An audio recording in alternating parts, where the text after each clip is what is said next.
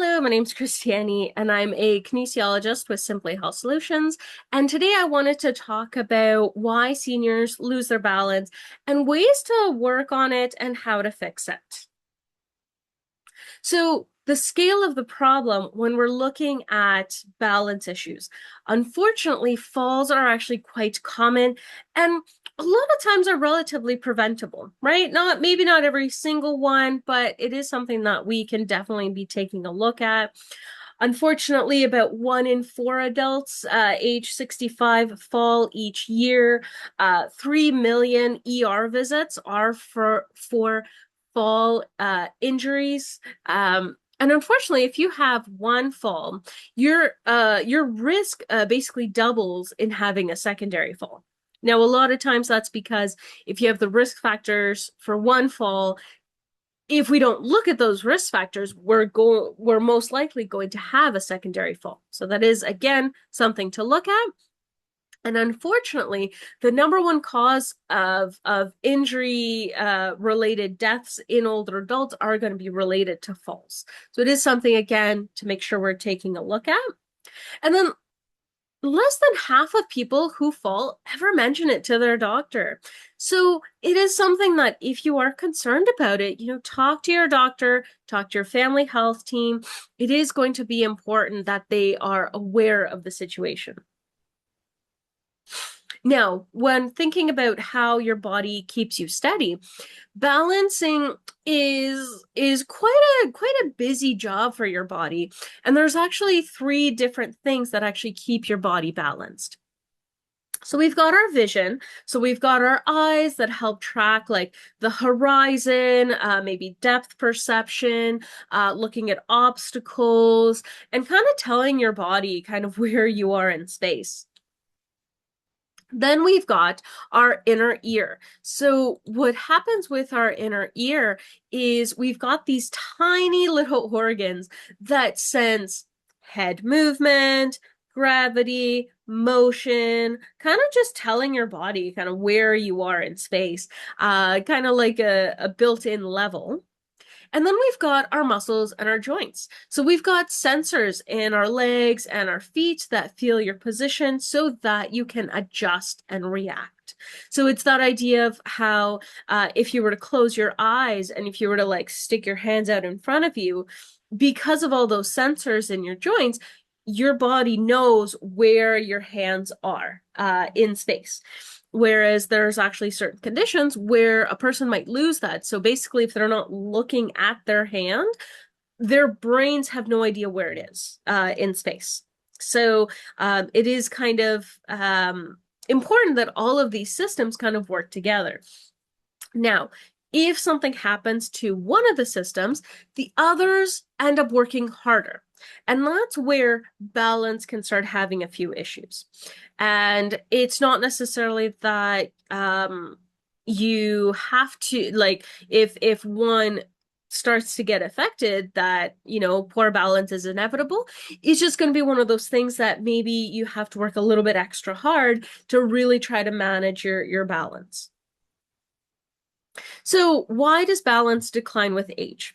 Age affects the several different systems all at once, but most of these causes can be either reduced or reversed. Just kind of depends on a case-by-case basis, but there are going to be things that we can at least try to improve. So 6 common reasons for balance slips and falls, right? Most of these risk factors can be reduced or reversed. First one, if we've got some muscle or strength loss, so if like our legs are getting really weak or we're losing some of our core strength, or even I find like posture, if our backs, are having issues, shoulders, right? So all those can kind of play a factor. We've got vision changes. So if we're having blurriness, depth perception issues, glare, if we're having inner ear problems, so dizziness, vertigo, that can kind of really set you off.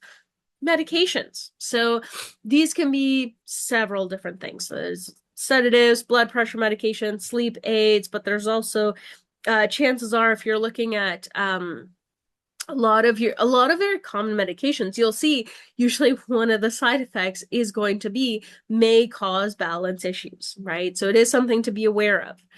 Different chronic conditions, so diabetes, arthritis, Parkinson's, those can kind of affect you. Then we've got home and footwear, so clutter, dim light, unsafe shoes. I see that all the time in my work with seniors at home, that you walk in and you just see all of these different things in the home, that it's like, oh shoot, like these could end up causing falls if they're not taken care of. Now, if we're thinking about muscles and reflexes, right? So after about age 50, we it's been shown that we can lose like 1 to 2% of our muscle mass each year, which in a sense might not sound like a lot, but that actually can add up very, very quickly because time goes by so fast. And so, one day becomes two, becomes a week, becomes a month, and it's just before we know it, we're noticing that, oh my gosh, like I'm really getting weak. And then the problem is weaker legs, hips, core make it harder for you to catch yourself if you're having a stumble. Reflex and reaction times get slower, so recovering from like losing your balance takes a little bit longer. And the other thing too is if we are getting less active as we get older, that'll make this even worse and can create this very unfortunate cycle of we're afraid to fall, so we stop moving, but because we've stopped moving, we've gotten weaker, which will make us more prone to having a fall. And they have found that lower body weakness is one of the strongest predictors of a fall. So again, it is important to make sure we're taking a look at that. The thing is, like, the good news is strength is a highly, highly trainable part of aging. So it is something that we can work on. And I have just seen countless, countless people do so well with a good strength program. Then we've got our vision and our inner ear changes. So, we're thinking about our vision. If we're having maybe cataracts or issues with our sight or like our depth perception, that can really throw us off. Especially, I think of if somebody's trying to go down a flight of stairs. If their depth perception is off, that can actually be pretty dangerous potentially. Maybe it's getting harder to see in dim light or to adjust to some sort of glare, or maybe something as simple as we've got outdated glasses or bifocals and it's distorting our vision, right? So that can be something that might be a relatively simple fix, depending on, insurance and all that. And then we've got our inner ear. So these balance centers gradually lose sensitivity with age. So sometimes people can deal with kind of sudden spinning or vertigo and unsteadiness, maybe like when you turn your head or when you try to get up very quickly. That can kind of really throw off our balance. So it is going to be something to make sure we're taking a look at. Medications and health conditions. So you'd be very surprised if you look at your medications. A lot of them will say, may cause balance issues.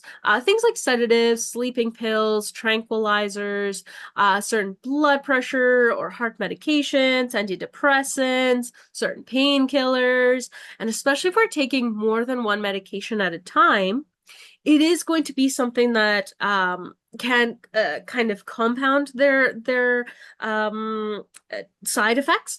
And because especially if we think about like if you're taking medication A, it has this side effect. If you're taking medication B, it's got this side effect. But putting them together, it can actually cause additional side effects. So it is something to keep in mind. And even something as keeping in mind your pacing, when are you taking this medication, making sure we're not inadvertently kind of taking too much or too little. So, always discussing that with your doctor and your health team. When it comes to health conditions, right? Each health condition might potentially pose a issue with your balance. So maybe if you've got blood pressure issues when you stand up, that can be that could be an inner ear thing, but it could also be maybe a blood pressure issue. If we've got diabetic related nerve damage in the feet, if we've got arthritis, a stroke, Parkinson's, MS, heart disease, there's going to be a ton of different things that could be playing a role. And then even something as simple as low vitamin D, dehydration, you'd be surprised how much that can impact your balance. But and then when you're thinking about medications, do make sure to not make any kind of changes to how you're taking your medications without talking about it with your doctor or your pharmacist. Your pharmacist can actually be a huge uh, kind of help in this situation, and I would recommend you are reviewing it relatively often. I also find that especially if you've had an ER visit and maybe they made some changes to your medications, again talking about that with your doctor, because figuring out you don't just want to start maybe taking different medications but now your doctor doesn't know, so it is going to be that thing of just making sure they're staying in the loop. And then everyday hazards, right? So around the house, we've got loose rugs, cords, clutter in the hallways, poor or uneven lighting. If we don't have any grab bars or especially if we've got like a slippery tub or a shower floor, if we've got missing or loose handrails, I have seen that. And especially I find if they're outdoors, like I find the outdoor ones, like if they're drilled into some sort of um like stone wall, that sometimes they can start coming loose, so do keep an eye on those. And then when it comes to your feet, right, making sure we're not wearing like loose slippers, socks, uh, backless shoes, high heels, or worn kind of slick soles, so kind of slippery.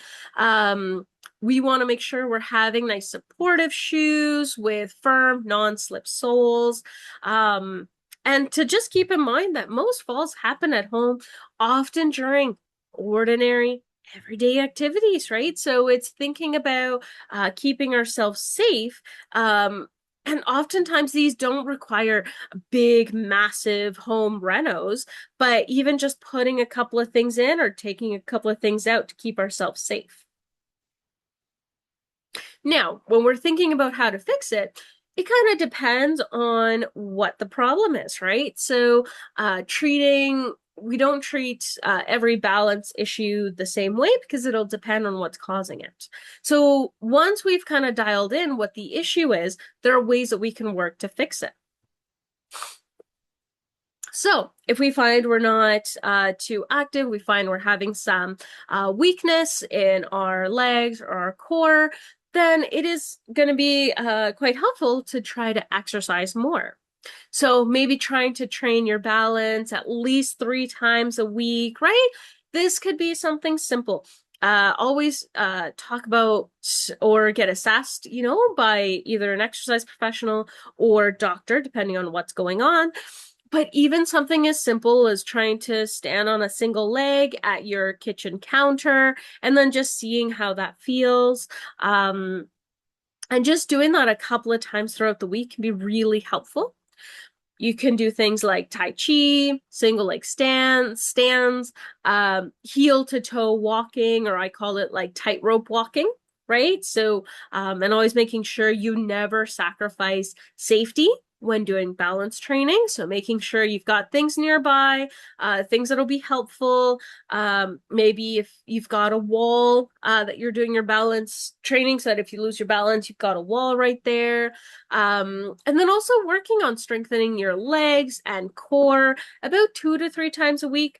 They do say at least if you can do it, if you can do a couple of exercises even twice a week, you'd be surprised that even that can be really, really helpful.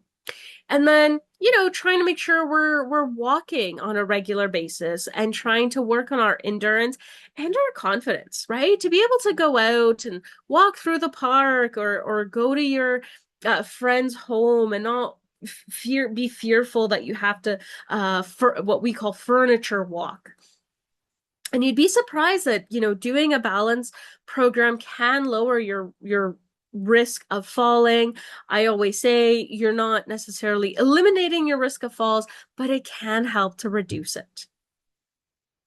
Then we want to make our homes safer. So thinking about clearing out clutter, cords, loose rugs around the walkways. I know people love their area rugs or their kind of decorative rugs, but you do want to be careful with those, especially if either if it's like super thin, but the sides are starting to curl up, or if it's like a really thick rug. It's just you want to make sure you're not tripping over those rugs. So even if you really wanted to keep that rug, maybe try taping it down somehow, or just making it so that it's not an easy tripping hazard, especially if you've got like a walker or a cane, right? Because you don't want it to get kind of stuck on it. Installing grab bars, by the toilet, the tub, the shower, and it doesn't have to be depending on what's going on with your balance. There are ones that you can actually buy online that are kind of like suction cups. I find that the ones made out of metal just have a little bit better of a suction than the ones made out of plastic.